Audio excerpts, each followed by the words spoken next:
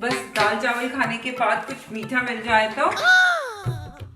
Mummy वो मीठा रखा था कहाँ है? वो तो मैंने खा लिया।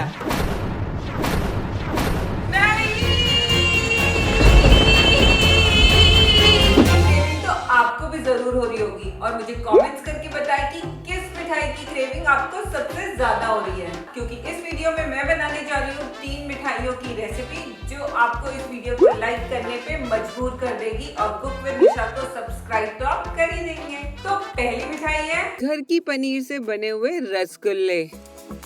इन रसगुल्लों को बनाने के लिए सबसे पहले हम दूध को फाड़ेंगे, क्योंकि हमें पनीर या छेना चाहिए। तो उसके लिए दूध को उबालना है और जैसे ही उबाल आ जाए तो उसमें नींबू का रस डाल दें। इसके बाद आप देखेंगे कि थोड़ी देर में दूध हमारा फट गया है, क्योंकि इसमें से छेना अलग और पानी अलग हो गया है। इसको अब मैं छान लूंगी। तो छानने के लिए यहाँ पर मैंने एक कपड़ा लिया है और कपड़े में मैं ये सारा फटा हुआ दूध डाल दूंगी और बस इसकी पोटली बनाकर आधे से 1 घंटे इससे टांग ले, जब तक कि इसका सारा पानी निकल ना जाए। तो यहाँ पर सारा पानी निकल गया और हमें मिल गया ये छेना। अब इस छेना को हमें चिकना करना है। तो चिकना करने के लिए इसे हथेलियों के बीच में इस तरीके से मसल दें और इसे हमें कम से कम 10 से 15 मिनट के लिए इस तरीके से मसलना है, तभी हमारा छेना एकदम चिकना होगा। छेना जितना अच्छा चिकना होगा उतने ही अच्छे हमारे रसगुल्ले बनेंगे। और यहाँ पर आप देखेंगे कि ये हो गया और मेरे हथेलियों में इसने कितना घी भी छोड़ दिया है। तो बस अब इसे छोटे छोटे पार्ट्स में डिवाइड कर लें और हर एक पार्ट से इसके छोटे छोटे रसगुल्ले बना लें। जब हम इन रसगुल्लों को चाशनी में डालेंगे तो ये एकदम डबल हो जाएंगे। तो रसगुल्लों के साइज को आप उसी के हिसाब से बनाएं और शेप देते समय इस बात का ध्यान जरूर रखना है कि इसमें एक भी क्रैक या दरारें ना हो। तो यहाँ पर बॉल बन गई है और अब चाशनी बनाते हैं, जिसके लिए 1 लीटर पानी में डाला है 1 कटोरी चीनी और गैस का फ्लेम ऑन करके चाशनी में उबाल आने दें। और जैसे इसमें उबाल आ जाएगा तो रसगुल्लों को इनमें डाल दें और सभी रसगुल्लों को इसमें डालकर गैस का फ्लेम हाई कर दें। इस बात का जरूर ध्यान रखिए कि इन रसगुल्लों को हमें हाई फ्लेम पे ही पकाना है और लगभग 10 मिनट तक इन्हें पकने दें। और जब ये पक रहे इन्हें बिल्कुल भी करछी या हाथ की मदद से छुएं ना। तो 10 मिनट में आप देखेंगे कि इन रसगुल्लों का साइज दुगना हो गया है। तो यहाँ पर गैस का फ्लेम बंद कर दें और इसे बाहर निकाल कर थोड़ी देर बाद फ्रिज में ठंडा होने रख दें। ठंडा होने के बाद मजा लें इन रसगुल्लों का। अगर आप इन रसगुल्लों को ठीक इसी टेक्निक से बनाएंगे तो आप देखेंगे कि ये जाते ही मुंह में किस तरीके से घुल गए हैं। तो भैया ये तो थी हमारी पहली मिठाई, और अगर आपको ये मिठाई पसंद आई है तो वीडियो को लाइक कर दीजिए। और चलिए अब देखते हैं हमारी दूसरी मिठाई कौन सी है। तो अब हम बनाते हैं ये मजेदार गुलाब जामुन, जो मैंने बनाए हैं ब्रेड से, और इनका टेस्ट भी एकदम ओरिजिनल गुलाब जामुन की तरह आता है। तो इसके लिए मैंने लिए हैं 4 से 5 ब्रेड स्लाइसेस और उनके कॉर्नर्स को काट लिया है। और अब एक बाउल लेके ब्रेड्स के छोटे छोटे टुकड़े कर लें। अब जब टुकड़े हो गए हैं तो अब हम इसमें मिलाएंगे दूध। दूध को थोड़ा थोड़ा करके मिलाते जाएं और इसका इस तरीके से गाढ़ा पेस्ट बना लें। दोस्तों ये हमारी गुलाब जामुन की बेस बन रही है।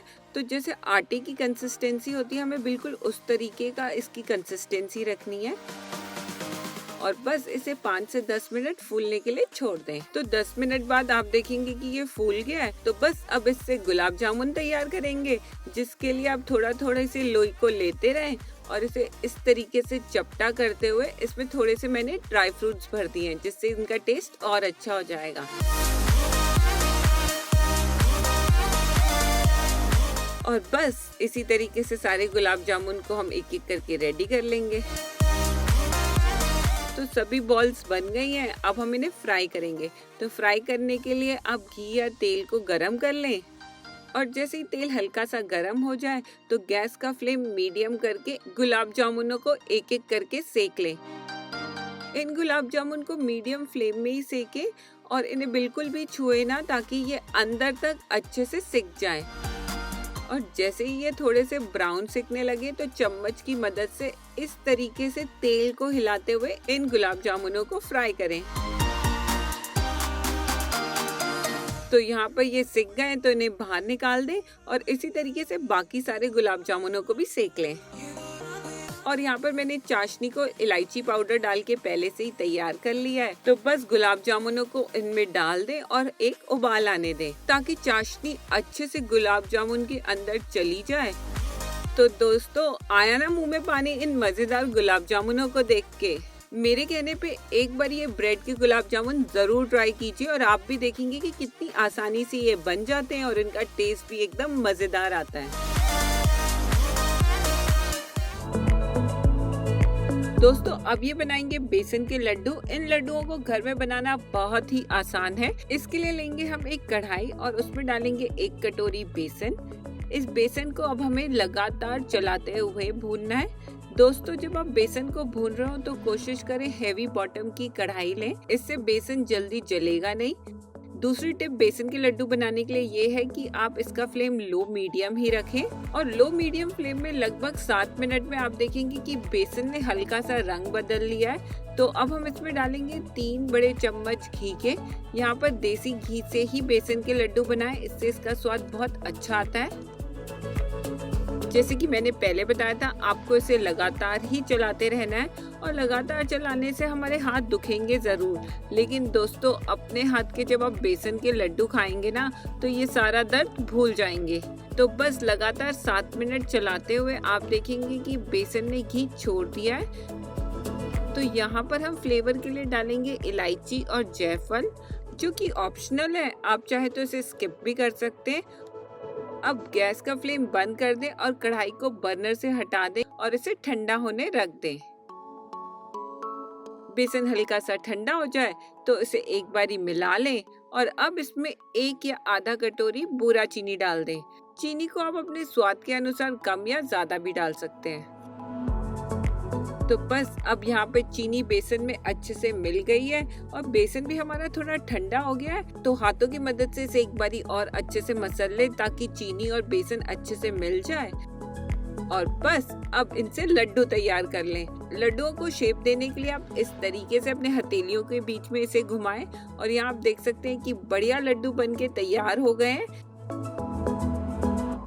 तो दोस्तों, देखा ना कितनी आसानी से आप इन बेसन के लड्डुओं को घर पे ही बना सकते हैं। तो बस अगर आपको अब मीठे की क्रेविंग हो रही है तो घर के बेसन से बनाइए मजेदार लड्डू। देखा ना घर बैठे कितनी आसानी से बन जाती है ये सारी मिठाइयाँ। तो बस अब इन्हें ट्राई कीजिए और मैं मिलती हूँ अपने नेक्स्ट वीडियो में। तब तक के लिए take care and bye bye.